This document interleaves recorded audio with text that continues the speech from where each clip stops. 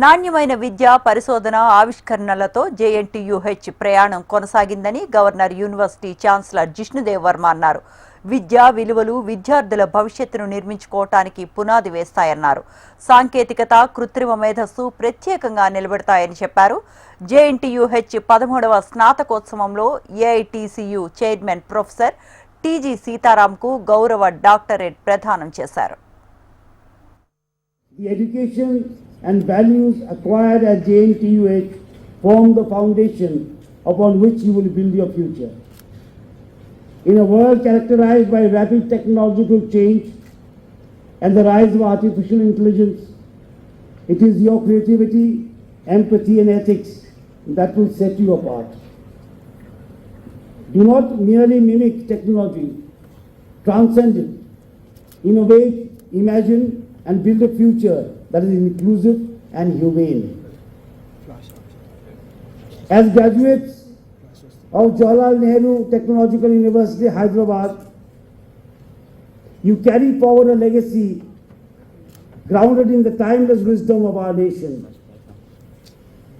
The university motto, Yoga Karmasu Kosalam, reminds us that true education goes beyond acquiring knowledge. It's about applying it skillfully. We must foster a culture where education evolves from rote learning to inquiry-based, driven models, and where campuses are spaces of gender equity, social justice, and empathy. As India plays an increasingly pivotal role on the global stage, our youth must draw strength from our civilizational legacy. Our diversity, cultural heritage and ancient wisdom. Indian students shaped by a pluralistic ethos are uniquely poised to become global change makers. Institutions like JNTUH must continue to lead in innovation, education and social progress as the world looks. Alwal ప్రభుత్వ హాస్పిటల్లో మహితా స్వచ్ఛంద సంస్థ ఆధ్వర్యంలో ఏర్పాటు చేసిన రొమ్ము cancer, ఇతర క్యాన్సర్లు తెలుసుకునే మిషన్ను మల్కాజ్గిరి ఎంపీ ఈటెల రాజేందర్, మల్కాజ్గిరి ఎమ్మెల్యే మర్రి రాజశేఖర్ రెడ్డి ప్రారంభించారు. ఈ కార్యక్రమంలో స్థానిక కార్పొరేటర్ శాంతి శ్రీనివాస్ రెడ్డి, డిఎంహెచ్ఓ ఉమా గౌరి, వైద్యులు, వైద్య సిబ్బంది పాల్గొన్నారు.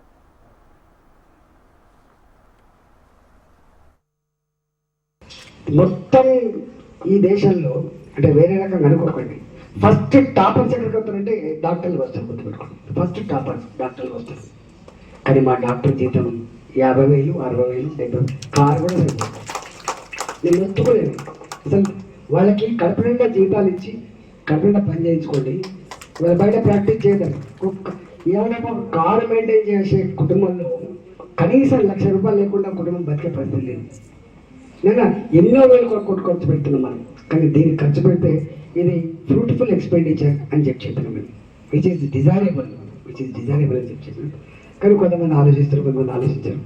నేనేమంటున్నా, ఈ మల్కాజ్గిరి పార్లమెంట్ పరిధిలో అయినా హాస్పిటల్ బై హాస్పిటల్, అది అర్బన్ హెల్త్ సెంటర్ కావచ్చు, పిఎస్సీలు కావచ్చు, లేకపోతే ఏదైనా కావచ్చు, ఏమైనా సమస్యలు ఒక్కసారి మీరు నన్ను పిలిచి రివ్యూ పెట్టలేదు, లేకపోతే నేను మిమ్మల్ని పిలిచి భోజనం పెట్టి ఒక పూట మాట్లాడే ప్రయత్నం చేస్తాను, లేదు ఒక దరఖాస్తును పంపించే ప్రయత్నం చేయండి.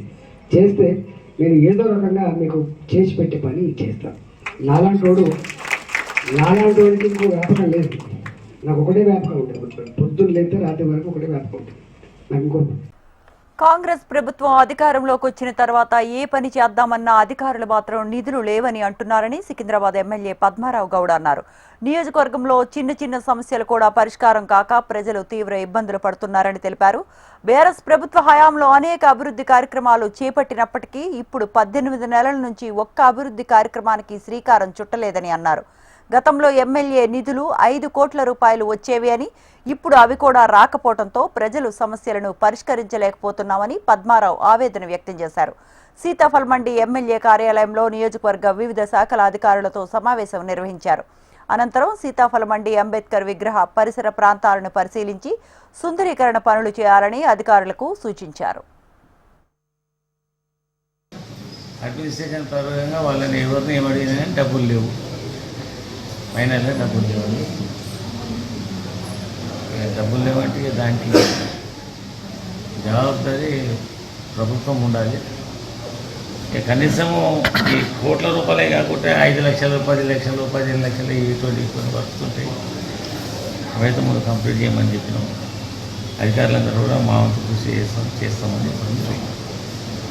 అంటే మీరున్నప్పుడు డబ్బులు ఉన్నాయి, ఇప్పుడు ఎందుకు లేవని చెప్పి మీకు చెప్తున్నాం. కారణం ఏంటి? అదే అడిగేటోళ్ళని అడగక నన్ను అడిగితే నేనేది.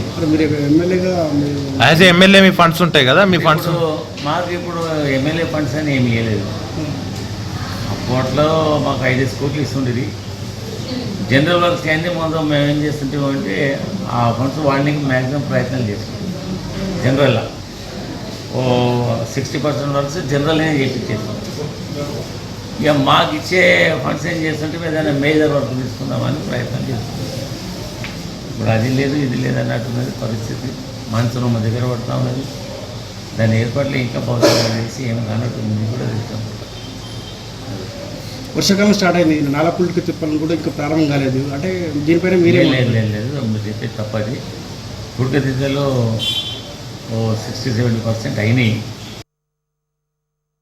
ఆసియాలోని అతిపెద్ద కాలనీగా గుర్తింపు, అనేక మాల్లు అంతర్జాతీయ సంస్థలకు కొలువు. కానీ అనారోగ్యం వస్తే చూపించుకోవటానికి ఒక్క ప్రభుత్వ హాస్పిటల్ లేదు. 100 పడకల హాస్పిటల్ను ఏర్పాటు చేయాలనుకున్న ప్రభుత్వం మార్పుతో ప్రతిపాదన మాత్రం శిలాఫలకానికే పరిమితమైంది. తాజాగా ఇదే ప్రాంతానికి చెందిన ప్రెగ్నెంట్ మహిళ మృతితో మరోసారి హాస్పిటల్ నిర్మాణానికి సంబంధించిన డిమాండ్ ఊపందుకుంది. నగరంలో ప్రభుత్వ హాస్పిటళ్ల నిర్మాణానికి గత ప్రభుత్వం కేటాయించిన స్థలాలు నిరుపయోగంగా మారుతున్నాయి. అందరూ పెద్ద హాస్పిటల్ కాకుండా స్థానికంగానే ప్రభుత్వ ఆసుపత్రుల సౌకర్యాలను ఏర్పాటు చేసే ప్రయత్నం చేశారు. ఇక నగరంలోని కూకట్పల్లి హౌసింగ్ బోర్డు ఏషియాలోనే అతిపెద్దది. కానీ ఇక్కడ ఒక్క ప్రభుత్వ హాస్పిటల్ లేకపోవడంతో ఇక్కడ ఒక పెద్ద ఆసుపత్రిని ఏర్పాటు చేయాలని నిర్ణయించుకున్నారు.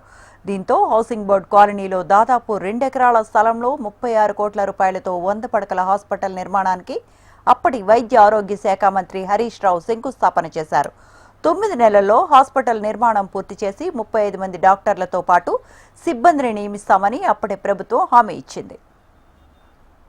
శంకుస్థాపన చేసి 2 ఏళ్లు దాటినా ఇప్పటికీ అతిగతి లేకుండా పోయింది. ఇక కొత్తగా వచ్చిన ప్రభుత్వం పట్టించుకోకపోవడంతో కనీసం స్థలాన్ని కూడా కాపాడుకునే ప్రయత్నం చేయట్లేదు. 100 పడకల హాస్పిటల్ కోసం శంకుస్థాపన చేసిన చోట ప్రస్తుతం డంపింగ్ యార్డుగా మారింది. స్థానిక ఎమ్మెల్యే మాధవరం కృష్ణారావు హాస్పిటల్ నిర్మాణం కోసం కలెక్టర్కు వినతి పత్రం ఇచ్చినా ఎలాంటి ఉపయోగం లేకుండా పోయింది. దీంతో స్థానిక కార్పొరేటర్ బీఆర్ఎస్ శ్రేణులు ఇక్కడ హాస్పిటల్ నిర్మాణాన్ని చేపట్టాలని డిమాండ్ చేస్తూ ధర్నా చేశారు.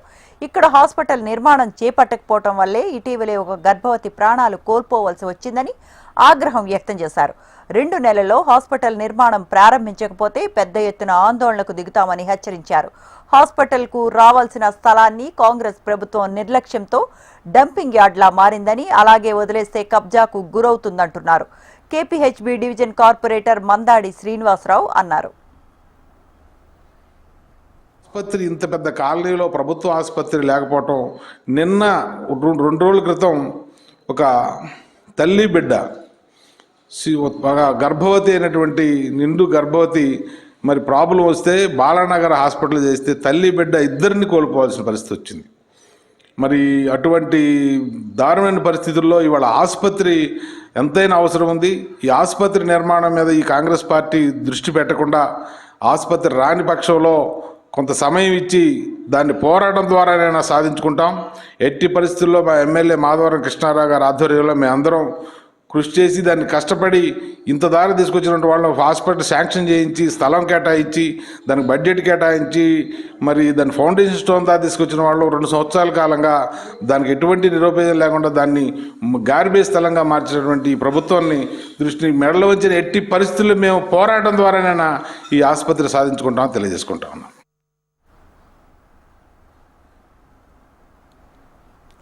మరి ప్రభుత్వం ఇప్పటికైనా స్పందించి ఇక్కడ హాస్పిటల్ నిర్మాణం చేస్తారో లేదో వేచి చూడాలి. ఏఎస్ రావు నగర్ డివిజన్ పరిధిలోని రౌండ్ బిల్డింగ్ వద్ద మాజీ మంత్రి సిద్దిపేట ఎమ్మెల్యే తన్నీరు హరీష్ రావు జన్మదిన వేడుకలు డివిజన్ మాజీ అధ్యక్షుడు కాసం మహిపాల్ రెడ్డి ఆధ్వర్యంలో ఘనంగా నిర్వహించారు. MLA Bandari Lakshma Reddy, corporator Singireddy, Sirisha, Somasekhar Reddy, cake cut చేసి జన్మదిన శుభాకాంక్షలు తెలిపారు. తెలంగాణ ఉద్యమంలో కీలక పాత్ర వహించి తెలంగాణ వచ్చిన తరువాత పేద ప్రజలకు అందుబాటులో ఉంటూ వారి అభివృద్ధికి ఎంతగానో కృషి చేసిన వ్యక్తి హరీష్ రావు అని వారు అన్నారు.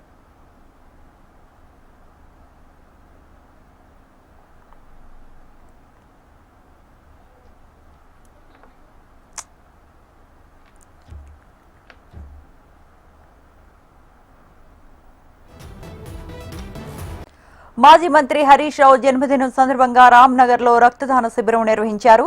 గ్రేటర్ బీఆర్ఎస్ నేత నగేష్ ముదిరాజ్ ఆధ్వర్యంలో పలువురు రక్తదానం చేశారు. నిత్యం ప్రజల కోసం ప్రజల్లో ఉండే నేత హరీష్ రావు అని ఆయురారోగ్యాలతో సుఖశాంతులతో ఉండాలని ఆకాంక్షించారు. హరీష్ రావును విమర్శించే నైతిక హక్కు పీసీసీ ప్రెసిడెంట్ మహేష్ కుమార్ గౌడ్కు లేదని నగేష్ ముదిరాజ్ అన్నారు.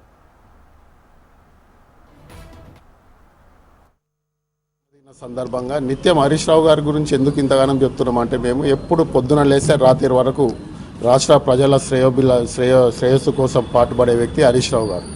నిత్యం అతని కుటుంబానికి ఎంత టైం ఇస్తాడో ఆ దేవునికి ఎరక, కానీ పొద్దున లేస్తే రౌండ్ ద క్లాక్ ప్రజల కోసము ప్రజల మధ్యలోనే ఉంటాడు.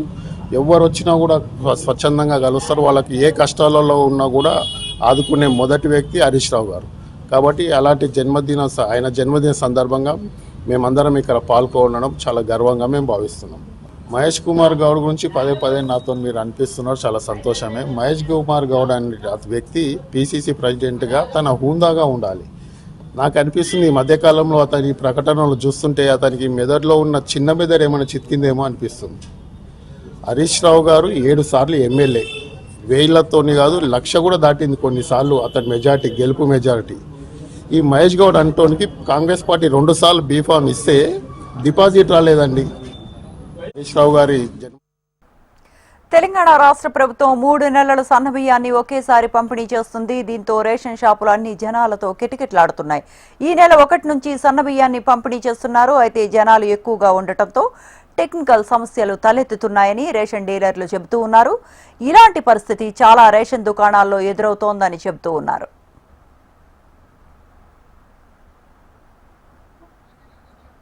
ఈ నెలలో 3 నెలలకు సరిపడా రేషన్ బియ్యం ఒకేసారి ఇస్తామంటూ ప్రభుత్వం ప్రకటించడంతో పెద్ద సంఖ్యలో లబ్ధిదారులు రేషన్ షాప్ ముందు క్యూ కట్టారు. రోజు పొద్దున్నే 8 గంటల నుంచి మధ్యాహ్నం 2 గంటల వరకు, తిరిగి సాయంత్రం 4 గంటల నుంచి రాత్రి 8 గంటల వరకు చౌకధరల దుకాణాలను తెరిచి ఉంచుతారు. ఈ మేరకు సివిల్ సప్లై విభాగం ఉత్తర్వులను జారీ చేసింది. గతంలో నెలకోసారి బియ్యం పంపిణీ చేసేవారు. ఈసారి మాత్రం జూన్, జూలై, ఆగస్టు నెలలో ఇవ్వాల్సిన సన్న బియ్యాన్ని ఒకేసారి ఇస్తున్నారు. జూన్ నెలలోని అన్ని రోజులు రేషన్ షాపులు ఓపెన్ చేసే ఉంటాయి.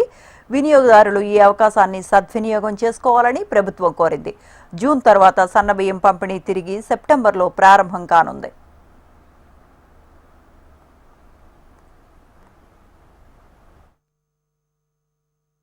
రాష్ట్ర ప్రభుత్వం పెట్టిన 3 months రేషన్ ఒకే నెలలో ఇవ్వడం మేము జూన్లో స్టార్ట్ చేసాము.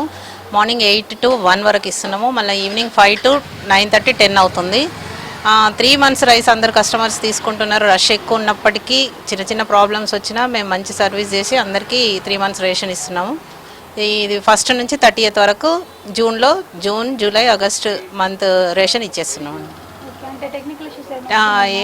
చిన్న ప్రాబ్లమ్స్ అవి ఆఫీస్ వాళ్ళు వచ్చి మేము ఫోన్ చేయగానే వచ్చి వాళ్ళు కరెక్షన్ చేస్తున్నారు. ప్రాబ్లం లేదు, బట్ కొంచెం జనాలు ఎక్కువ ఉండడం వల్ల లేట్ అవుతుంది అంతే. మాకు రేషన్ మీద 3 నెలల బియ్యం మంచిగానే ఇస్తుండ్రమ్మా, మాకేం కొదవలేదు. మేము అందరం వచ్చి తీసుకుంటున్నాము. చాలా మంది వస్తున్నారు, అందరికి ఇచ్చి పంపుతున్నారు, ఎవరికి ఖాళీగా పంపుతలేరు. అది సంతకం పెట్టేటప్పుడే ఇదవుతుందమ్మా, జ్వరం ఉంటారు కొంచెం. అదే ఇంకేనా బియ్యం అంతా మాకు ఇక్కడ బాగా ఇస్తారు. 3 months కూడా బాగా ఇచ్చారు. ఇప్పుడే వచ్చాము, లైన్ నిలబడ్డాము, బాగానే ఇస్తున్నారు. ఏ ప్రాబ్లం లేదు. రేషన్ షాపుల వద్ద బియ్యం తీసుకోవడం కోసం ప్రజలు క్యూ కట్టారు. రేషన్ కార్డు నెంబర్ ఎంట్రీ చేసి థంబ్ పెట్టే సమయంలో సాఫ్ట్వేర్లు ఎర్రర్ రావడంతో ప్రజలు ఇబ్బందులు ఎదుర్కొంటున్నారు. డీలర్లు కూడా వెంటనే సరిచేసి పంపిణీలు చేస్తున్నామని చెబుతూ ఉన్నారు.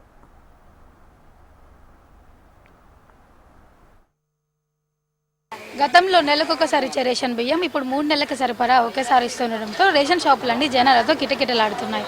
అయితే ఇటు జనాలు ఎక్కువగా కావడంతో ఈ నెలంతా రేషన్ షాప్ ఓపెన్గానే ఉంటుందని, దాంతోపాటు చిన్న చిన్న టెక్నికల్ ఇష్యూస్ తలెత్తుతున్నాయని రేషన్ డీలర్లు చెబుతున్నారు. విడుదల గోవర్ధన్తో ప్రియాంక, HMTV, హైదరాబాద్. ఖైరతాబాద్ గణనాథుడి పనులకు ముహూర్తం ఖరారైంది. ఈ నెల 6వ తేదీన కర్ర పూజతో పనులు ప్రారంభం కానున్నాయి. ఈ ఏడాది కూడా మట్టి విగ్రహాన్ని రూపొందిస్తున్నట్లు ఖైరతాబాద్ గణేష్ ఉత్సవ కమిటీ స్పష్టం చేసింది. పరిస్థితిని బట్టి ఇతర రాష్ట్రాల నుంచి వర్కర్లను తీసుకొచ్చి పనులు వేగంగా పూర్తి చేస్తాము అంటున్న ఖైరతాబాద్ గణేష్ నిర్వాహకులతో మా correspondent RK face to face.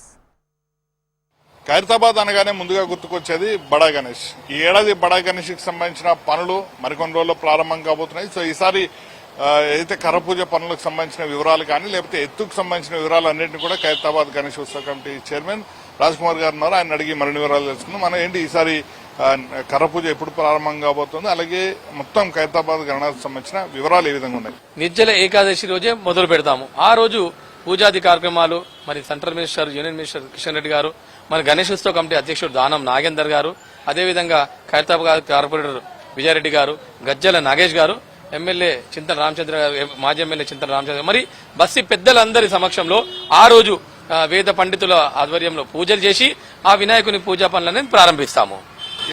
ఎత్తు విషయంలో ఈసారి ఏమైనా ప్రత్యేక నిర్ణయం తీసుకున్నారు? అలాగే గత ఏడాది మొత్తం కూడా వినాయకుని దాంట్లో ప్లాస్టర్ ఆఫ్ ప్యారిస్ లేకుండా పూర్తి మట్టి విగ్రహాన్ని ఏర్పాటు చేశారు. సో ఈసారి కూడా అలాంటిది చేయబోతున్నారు. అలాగే ఎత్తు ఆకారం ఏ విధంగా ఉండబోతుంది? చూడండి, 2022లో ఎప్పుడైతే మన కమిషనర్ గారు సివి ఆనంద్ గారు, లోకేష్ కుమార్ అప్పుడున్న మున్సిపల్ శాఖ మంత్రి ఉండే, మున్సిపల్ కమిషనర్ గారు ఉండే, వారు ఖైరతాబాద్ వినాయకుడిని మట్టిలో చేస్తే బాగుంటుందని చెప్పినప్పుడు ఇక్కడ చర్చించి అందరితో చర్చించి మట్టిలో విగ్రహం తయారు చేయడం మొదలు పెట్టామన్నమాట. అంటే సాధ్యపడుతుందా లేదా అని అనుకున్న సమయంలో అది సాధ్యం అనేది ఒక 3 సంవత్సరాల నుంచి చూస్తా ఉన్నాం. ఈ సంవత్సరం కూడా మట్టిలోనే ఆ ఖైరతాబాద్ వినాయకుడిని తయారు చేయబోతా ఉన్నాము. సమయం తక్కువగా ఉంది, ఇంత భారీ గణనాథుని సిద్ధం చేయాలి, సమయం సరిపోతుందా లేకపోతే అదనపు కార్మికులతో పనులు చేయబోతున్నారా? చూడండి, గత సంవత్సరం చూసినట్టయితే మనం 62 రోజుల సమయంలో 70 అడుగుల వినాయకుని చేశాము. మరి ఈ సంవత్సరం 6వ తేదీకి 82 రోజుల సమయం ఉంటుంది. మరి కార్మికులను కూడా రెడీ చేసుకుంటాము. అవసరమైతే ఎక్కువ ఆర్టిస్టులను పిలిపించుకొని ఇన్ టైంలో టాస్క్ అనేది పూర్తి చేస్తాము. వినాయకుడు మరి 60 నుంచి 70 అడుగుల లోపల ఈ సంవత్సరం రెడీ చేస్తా ఉన్నాము. గత సంవత్సరం 70 సంవత్సరాలు కాబట్టి 70 సంవత్సరాలు 70 అడుగుల వినాయకుడిని మనం తయారు చేశాము. రమేష్ గారు కూడా ఉన్నారు, ఒకసారి అడుగుదాం. రమేష్ గారు, ఏంటి ఇక్కడ ఈ కార్యక్రమాలు నిర్వహించడం ఒక అయితే ఇక్కడ వచ్చే భక్తులు చాలా మంది కూడా గత ఏడాదితో పోలిసి ఏడాది ఇంకా పెరిగే అవకాశం ఉంది కాబట్టి వాటికి సంబంధించిన ఏర్పాటు ఎలా ఉండే అవకాశం ఉంది? ఎందుకంటే లాస్ట్ టైం అన్నింటి కూడా ప్రత్యేకంగా ఏర్పాటు చేస్తే రీసెంట్ ఉంటుంది. అడుగడుగున పోలీస్ బందోబస్తు ఉంటుంది. మాకు గవర్నమెంట్ నుంచి municipal, water works, electricity department, ఇక్కడ అంబులెన్స్ బండ్లు ఏర్పాటు చేస్తాం. మేము ఎలాంటి ఇబ్బంది లేకుండా వాలంటీర్లు ఏర్పాటు చేస్తాము. అన్ని విధాలుగా జాగ్రత్త తీసుకుంటాము. గత సంవత్సరం జరిగినట్లు ఒక 50 లక్షల మంది వచ్చారు. ఈ సంవత్సరం ఈ భక్తులు పెరుగుతారు. వారికి ఇబ్బంది లేకుండా ప్రసాదాలు గాని, పులిగోర గాని అన్ని విధాలుగా ఏర్పాటు చేస్తామని తెలియజేస్తున్నాం. గతంలో ప్రసాదం ప్రత్యేకంగా లడ్డు ఏర్పాటు చేసేవాళ్ళు, కానీ గత 2-3 ఏళ్లుగా కూడా ప్రసాదాన్ని నేరుగా పంచుతున్నారు. ఈసారి కూడా అలాగే ఉంటుందా లేకపోతే లడ్డూని ఏమైనా ఏర్పాటు చేయబోతున్నారా? భక్తులు తెచ్చే లడ్డు లింగంపల్లి నుంచి తీసుకొస్తారు, బిహెచ్ఎల్ నుంచి తీసుకొస్తారు, 1000-1200 కిలోలు. మరి వినాయకుని దగ్గర పెట్టిన తర్వాత మేము భక్తులకు పెట్టగానే వినాయకుని మేము భక్తులకు అప్పుడే పంచేస్తాము. లడ్డు ఆపము మేము, ఇంకా కొద్దిగా లాస్ట్ రోజులో మేము ఆపుతాము. ఎలాంటి ఇబ్బంది లేకుండా గత సంవత్సరం మా దృష్టిలో పెట్టుకుని అడుగడుగున పోలీస్ బందోబస్తు ఇక్కడ ట్రైన్లో దిగుతారు భక్తులు. ట్రైన్లో దిగి డైరెక్ట్ గా ఇక్కడనే వినాయకుని దగ్గర దర్శనం చేపిస్తాం వాళ్ళకి ఇబ్బంది లేకుండా. మరి ఇక్కడ మీరా టాకీస్ నుంచి డైరెక్ట్ గా వస్తారు, లైన్ లో దర్శనం చేపిస్తాం. ఇక్కడ ఐఎంఎస్ థియేటర్ ఉంది, ఐఎంఎస్ థియేటర్ నుంచి వస్తారు. మరి వెనక సైడ్ బస్సు వాళ్ళు ఉన్నారు, బస్సు వాళ్ళకి ఒక దారి ఇడుస్తాం. మా దృష్టిలో 5 రాష్ట్రాల నుంచి కళాకారులను తీసుకురావడం జరుగుతుంది. 200 మంది 150 నుంచి 200 మంది కళాకారులు వస్తారు. మద్రాస్, ఒరిస్సా, కలకత్తా, ఆంధ్రప్రదేశ్, తెలంగాణ నుంచి 5 రాష్ట్రాలు కళాకారులు వచ్చి మరి వాళ్ళకి ఇక్కడనే అకామిడేషన్ ఇక్కడ ఏర్పాటు చేస్తాము. మరి వారికి ఇక్కడనే భోజనాలు గాని, వారికి పొద్దుననక రాత్రి అనక ఇక్కడ పనిచేస్తారు. అన్ని విధాలుగా మేము జాగ్రత్త తీసుకుంటాము. మొత్తానికైతే ఈ నెల 6వ తేదీన కర్ర పూజ ప్రారంభమవుతుంది. అనంతరం ఏదైతే మొత్తం రూపానికి సంబంధించిన దాన్ని కూడా విడుదల చేయడం జరుగుతుంది. అయితే ఈసారి అడుగుల విషయంలో ఇంకో కొంత క్లారిటీ రావాల్సి ఉంటుంది. 60 నుంచి 70 అడుగుల మేర ఖైరతాబాద్ గణనాథుడిని అయితే సిద్ధం చేయబోతున్నారు. ఏదేమైనా కూడా 82 రోజుల వ్యవధి ఉంది. ఆ వ్యవధిలో పూర్తి స్థాయిలో భక్తులకు అన్ని ఏర్పాట్లతో సహా ఈసారి ఖైరతాబాద్ గణనాథుడిని సిద్ధం చేస్తున్నామంటూ కూడా ఖైరతాబాద్ గణేష్ ఉత్సవ కమిటీ చెప్తుంది. వీడియో జర్నలిస్ట్ ప్రసాద్ తో ఆర్కే, HMTV, ఖైరతాబాద్ గణనాథుడి దగ్గర నుంచి. నిన్న మొన్నటిదాకా సామాన్యులకు చుక్కలు చూపించిన ఉల్లి ధరలు ఇప్పుడు తక్కువ ధరకే వస్తున్నాయి. 100 రూపాయలు 2 కిలోలు లభించిన ఉల్లిగడ్డలు ఇప్పుడు 100కి 5 కిలోలు లభిస్తున్నాయి. ఇప్పుడు కేవలం ఉల్లిగడ్డ ధర కిలో 20 రూపాయలు పలుకుతుంది. దీంతో వినియోగదారులు ఆనందం వ్యక్తం చేస్తున్నారు. ఉల్లిగడ్డ ధరలు తగ్గడంతో సామాన్య ప్రజలకు తాత్కాలికంగా ఆర్థికంగా ఊరట కలిగించే విషయమని మార్కెట్ వర్గ అధికారులు చెబుతూ ఉన్నారు. ఇక ధరలకు సంబంధించిన మరింత సమాచారాన్ని మా కరెస్పాండెంట్ అలేఖ్య అందిస్తారు. ఒకప్పుడు ఉల్లిగడ్డ ధరలు ఆకాశాన్ని అంటేవి, కానీ ఇప్పుడు ఉల్లిగడ్డ ధరలు చూసుకున్నట్లయితే సామాన్యులకు పెనుభారం చాలా వరకు తగ్గిందని చెప్పుకోవచ్చు. అయితే ప్రస్తుతం నగర మార్కెట్లో ఉన్న వ్యవసాయ మార్కెట్లో అయితే ఉల్లిగడ్డలు ఇతర రాష్ట్రాల నుంచి భారీగానే పోటెత్తాయి. ఒక్కరోజే 40,000 బస్తాలు మార్కెట్లోకి వచ్చినట్టుగా అయితే అధికారులు చెప్తున్నారు. అంతేకాకుండా ఈ గడిచిన 6 మాసాలలో చూసుకున్నట్లయితే ఈ స్థాయిలో అంటే ఇన్ని వేల బస్తాలు అయితే ఎప్పటి వరకు రాలేదని అయితే అధికారులు చెప్పడం జరుగుతున్నది. అంతేకాకుండా మహారాష్ట్ర నుంచి 105 లారీలు, కర్ణాటక నుంచి 36 లారీల ఉల్లిగడ్డలు దిగుమతులు జరగడం ఇదే మొదటిసారి అన్నట్టుగా కూడా మార్కెట్ వర్గ అధికారులు చెప్తున్నారు. అయితే దీనికి సంబంధించి అంటే ఈ ఉల్లిగడ్డ ధరలు ఇప్పుడు చూసుకున్నట్లయితే నగర మార్కెట్లలో చాలా తక్కువ ధరకే లభిస్తున్నాయి. అంతేకాకుండా అంటే సైజును బట్టి ఆ నాణ్యతను బట్టి కూడా వ్యాపారులు వీటికి ధరను నిర్ణయించడం జరిగింది. పెద్ద సైజు ఉల్లి మొదటి రకం చూసుకున్నట్లయితే క్వింటల్కు 1800 రూపాయలు ఉన్నాయి. తర్వాత మీడియం సైజు ఉల్లిగడ్డను చూసుకున్నట్లయితే 1600 క్వింటల్కు ఉన్నాయి. అంతేకాకుండా చిన్న రకం ఉల్లి సైజుకి అయితే క్వింటల్కు 1400 రూపాయల ధర పలుకుతుంది. నాణ్యతను బట్టి సైజును బట్టి అయితే వ్యాపారులు దీనికి ధరను నిర్ణయించడం జరిగింది. అంతేకాకుండా ప్రస్తుతం చూసుకున్నట్లయితే వర్షాలు ఎక్కువగా పడుతున్న కారణంగా ఇతర రాష్ట్రాల నుంచి అంటే వర్షానికి ఉల్లిగడ్డలు పాడవుతాయన్న దాంట్లో అయితే ఇతర రాష్ట్రాల నుంచి మన రాష్ట్రానికి ఎక్కువగా దిగుమతులు అవుతున్నాయి. దీంతో ఒక్కసారిగా ఉల్లి ధరకి చాలా వరకు ధర తగ్గిందనే చెప్పుకోవచ్చు. ఒకప్పుడు ఉల్లి ధరలు ఏ విధంగా ఉన్నాయంటే సామాన్యునికి పెనుభారాన్ని తీసుకొచ్చాయి. కానీ ఇప్పుడు చూసుకున్నట్లయితే ఉల్లి ధరలు చాలా వరకు తగ్గాయి. కిలో ఉల్లి ధర 20 రూపాయలు పలుకుతుంది. అంతేకాకుండా ఇప్పుడు వర్షాకాలం కాబట్టి మళ్ళీ ఉల్లి ధర పెరిగే అవకాశం ఉంది కాబట్టి అందుకనే ఎక్కువ డిమాండ్ కూడా ఉంది. ఇప్పుడే ఎక్కువ మంది ఉల్లి ధర అంటే ఉల్లిగడ్డలు కిలోల చొప్పున అయితే కొనుక్కోవాల్సిన పరిస్థితి అవుతుంది. చూడొచ్చు డిమాండ్ ఏ విధంగా ఉంది అనేసి. అయితే ఇదే కాదు మళ్ళీ రానున్న కొద్ది రోజుల్లోనే ఇప్పుడు వచ్చేది వర్షాకాలం కాబట్టి అందులోనూ దిగుమతులు కూడా తగ్గే అవకాశం ఉంది. ఉల్లి పంట కూడా అంటే దిగుమతులనిచ్చే పరిస్థితి ఉంది కాబట్టి ధరలు మళ్ళీ పెరిగే అవకాశం ఉందని వ్యాపారులు చెప్తున్నారు. అందుకే ప్రస్తుతం ఉల్లి ధర తక్కువ ఉండడంతో కొనేవాళ్ళు కూడా ఎక్కువగానే తీసుకుంటున్నట్టుగా వ్యాపారులు చెప్తున్నారు. కెమెరామెన్ సతీష్తో అలేఖ్య, HMTV, హైదరాబాద్. జూబ్లీహిల్స్లోని దస్పల్లా హోటల్లో మిస్ యూనివర్స్ తెలంగాణ వేదికగా అందాల భామలు హొయిలిపోయారు. ఈ నెల 7, 8 తేదీల్లో నగరంలోని ధారా కన్వెన్షన్ హాల్లో miss universe Telangana Andhra Pradesh final పోటీలు జరగనున్నాయి. ఈ సందర్భంగా దస్పల్లా హోటల్లో సాష్ ఈవెంట్ నిర్వహించారు. ఈ కార్యక్రమంలో తెలంగాణ నుంచి 15 మంది, ఆంధ్రప్రదేశ్ నుంచి 15 మంది అమ్మాయిలను ఎంపిక చేసినట్లు నిర్వాహకురాలు డాక్టర్ సునీత తెలిపారు. ఇక్కడ మన ఎస్పెషలీ ఆంధ్రప్రదేశ్ అయినా ఈ తెలంగాణలో ఉన్న అమ్మాయిలు వాళ్ళకి చాలా డ్రీమ్స్ ఉన్నాయి. కానీ ఆ డ్రీమ్స్ వాళ్ళకి ఫుల్ఫిల్ చేసే ప్లాట్ఫామ్ అనేది మన దగ్గర చాలా అంటే hardly I can see maybe 1 or 2. కానీ వాళ్ళకి ఆ ప్లాట్ఫామ్ అనేది నేను తెప్పియాలి చేయాలి అనే ఉద్దేశంతో ఈ మిస్ యూనివర్స్ ఆంధ్రప్రదేశ్ అనే pageant I started I taken this as a state director అండి. అండ్ రైట్ నౌ ఇక్కడ ఉన్న కంటెస్టెంట్స్ అంతా ఈరోజు శాష్ సెరమనీ అయింది మాకు. ఈ శాష్ సెరమనీ అనేది ఇట్ ఈస్ నాట్ జస్ట్ ఒక మామూలు సెరమనీ కాదు. It is about journey to the transformation. ఈ రోజు నుంచి వీళ్ళందరూ they are getting in to a different milestone. So they have a lot of dreams and I'm sure that one of them is going to be the queen and to be crowned very soon. అది వచ్చేసి June 8th రోజు మాకు grand finale ఉందండి.